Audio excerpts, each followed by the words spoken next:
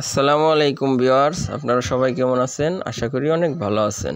তো আজকে আপনাদেরকে একটি রাইস কুকারের সমস্যা ও সমাধান নিয়ে আপনাদের সামনে হাজির হলাম। তো আমার চ্যানেলটি যারা এখনও সাবস্ক্রাইব করেন নাই, দয়া করে এখনও সাবস্ক্রাইব করে নেবেন আর পাশে থাকা বেল বাটনটি অলে দিয়ে রাখবেন, যাতে সবার আগে ভিডিওটি আপনার কাছে পৌঁছে যায়। তো দেখতে থাকুন।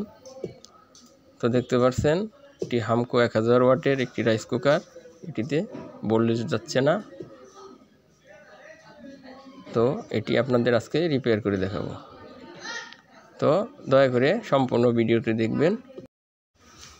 তো চলুন আমরা রাইস কুকারটি খুলে দেখি এটির মূল সমস্যা কি। তো আমাদের কুকারটি খোলা হয়ে গেছে। তো দেখতে পাচ্ছেন ভিতরের অবস্থা। তো এটি আমাদের ফিউজ। তো আমরা এই ফিউজটি আগে মেপে দেখব।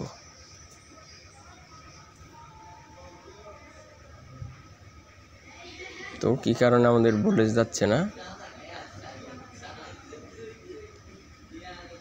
তো দেখতে পাচ্ছেন আমরা ফিউজটি মেপে দেখছি।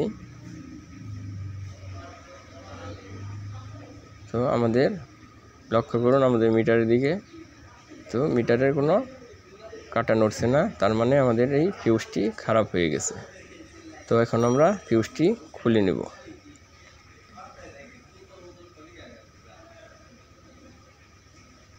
তো এই ফিউজটি আমরা এখন খুলে নেব।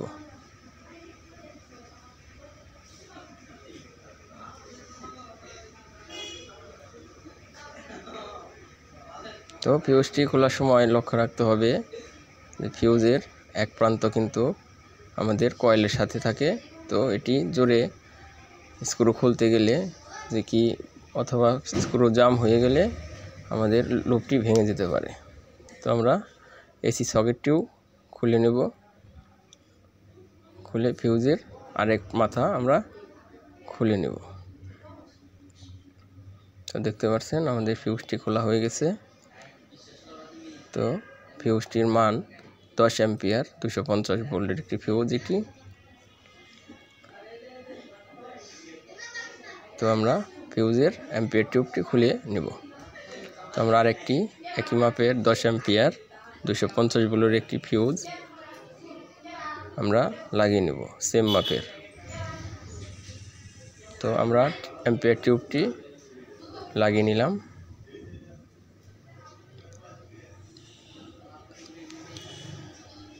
এসি সকেটের সাথে আমরা কন্টাক্ট করে দেব স্ক্রুর সাহায্যে। এসি সকেটটি আমরা লাগিয়ে নেব স্ক্রু দিয়ে।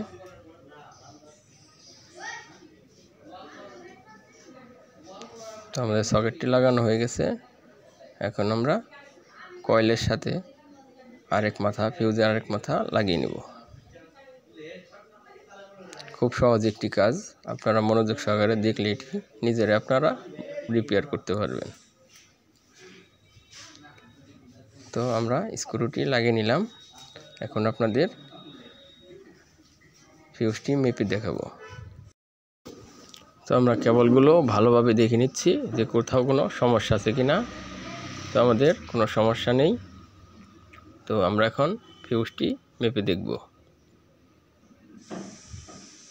আমাদের নতুন ফিউজটি ঠিক আছে কি না। তো দেখতে পাচ্ছেন আমরা মিটারের কেবলটি দুই মাথায় লাগিয়ে নিলাম। তো ফিউজটি ওকে আছে। তো এখন আমরা আবার ব্যাক কভারটি লাগিয়ে নেব।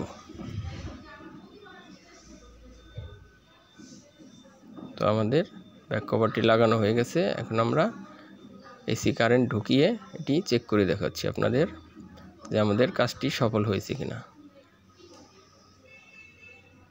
তো দেখতে পাচ্ছেন ইন্ডিকেটরটি জ্বলছে।